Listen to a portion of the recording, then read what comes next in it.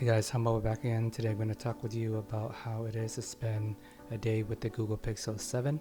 I was really looking forward to this phone. I was previously coming from the Galaxy A53 and the software was so bad that I gave up using it after about 2 weeks. It just got super slow and laggy, even switching between apps was terrible. So I waited a long time to get this Pixel 7.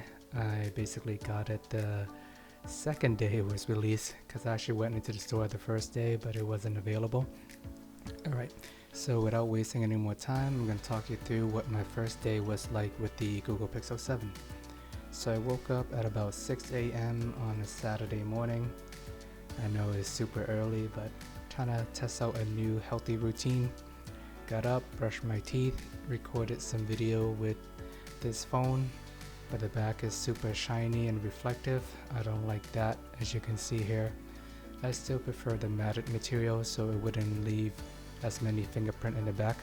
This reminds me of when Samsung started making premium devices back around the Galaxy S6. They switched to glass and super glossy material, and they kept it that way up until the S20. It wasn't until the S21 or so that they started switching it up a little bit. But the glass look is just not clean, it leaves fingerprint, and hopefully they'll change it over time. One of the first features that I decided to try bright and early in the morning was the unblur feature. They kept talking about that during the presentation, so I was pretty excited to try it. The first photo that I had in mind was the one picture that I took at a bachelor party. We were drunk the whole time, so this was the only one blurry picture that we managed to take, and that was all we had until now. I was curious to see what Google can do to fix that, and actually turned out to be pretty good. So now we have a better looking picture to kind of reflect on and remember. Although the first one is probably a more accurate depiction of how we're feeling throughout the whole bachelor party. But nonetheless, we do have a better looking picture now. And right out the box, I actually couldn't find the unblur feature on the phone. It took a few tries and updates. You gotta update the software and also the Google app, so keep that in mind. The first day when I unboxed it, I did not see the feature. It wasn't until the next day where I updated the phone again. It may require a restart before the unblur feature actually show up.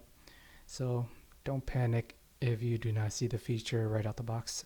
So after playing with some features bright and early in the morning, I decided to pair a Bluetooth headphone to the Pixel 7 and left the house at around 7 a.m.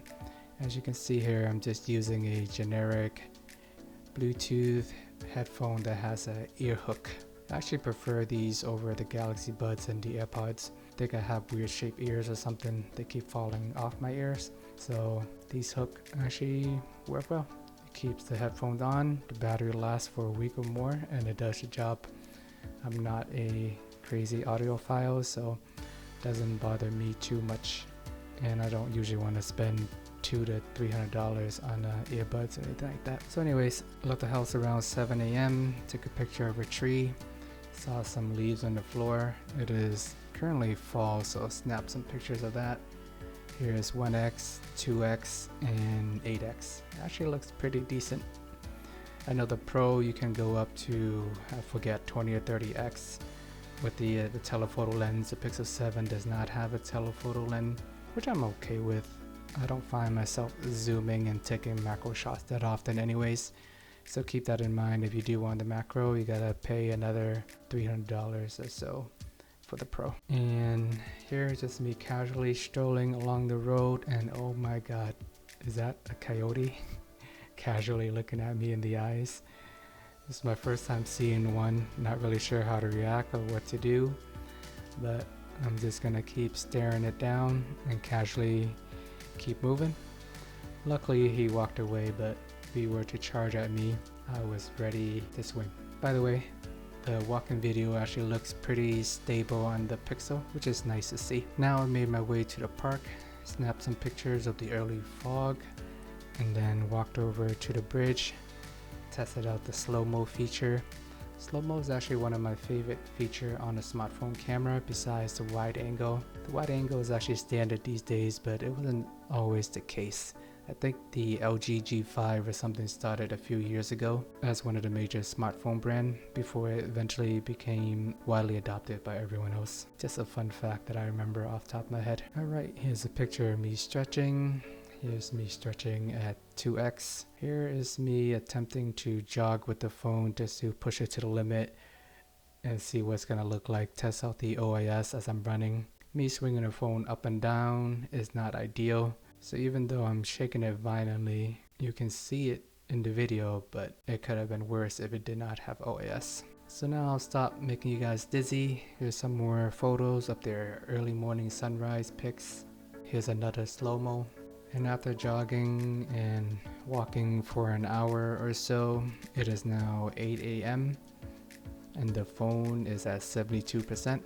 So after being awake for 2 hours, it is not looking that promising for the long run. But so far I do notice that the G2 chip is actually pretty efficient when switching between apps. They don't close the game or anything like it did on the Pixel 6a. I remember on the 6a when I was playing Pokemon Go, and then if I switched to another app to text somebody and I switch back, the game will restart, and that was super annoying. Luckily this is not the case here, so it's nice to see. One thing that I noticed immediately on the first day is how much dust it actually picks up around the camera bar. So I would not recommend getting the black phone because it does stand out a little bit more. Either that or I never really realized how dirty my pocket was until I used the Pixel 7. So got back to my house at around 10 a.m. or so, relaxed for the next couple hours. I listened to music on the Pixel 7, had podcasts playing in the background, watching YouTube videos as well. So was pretty hands-on and active with the Pixel 7. Even though I'm switching between all these apps, I'm just leaving it in the background as I'm using my computer. And by 11 a.m. I left the house, went to the car, and it is already at 36%. So it is about 5 hours of use or so. And as you can see, once again, the top of the camera is still dusty, and I have a feeling this is something that's gonna bother me for a while. I can wipe it off just to make it look better for the video, but I did want to show you guys in real time what it's going to be like rocking this phone without a case. I decided to navigate to the city. I do have a wireless charger and a fast charging cable in my car, but I decided to push the phone to its absolute limit on the first day to see how long it will last. This is a minor feature, but it means a lot to me. I do like the fact that the music information does show up in my car. I have a 10-year-old Mazda, and the newest Samsung and iPhone devices do not always show the current song that's playing in my car.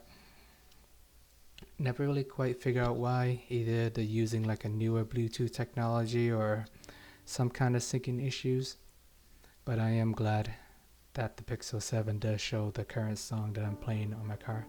Something very minor, but it is a nice little feature that I do like. So I went to grab pizza at around noon. Here's some photos at the pizza shop. Takes decent food photos. Cameras still look dirty and greasy and not as appealing next to this mighty pizza. And at around 1 p.m. this phone was holding on for dear life at about 4%. I tried to be somewhat conservative and keep it in my pocket as I head back to my car. Time of death was around 1:30 or so, so it is about 7.5 hour battery life. Screen on time was probably anywhere from 3.5 to 4 hours, which is okay, but I would have loved to see an all-day battery life. It is not quite there yet, but it is something that Apple have dominated in recent years, and I hope Android would eventually catch up. Alright, I hope you guys found this video helpful. So I made it back to my car, plugged it back in with the fast charging cable.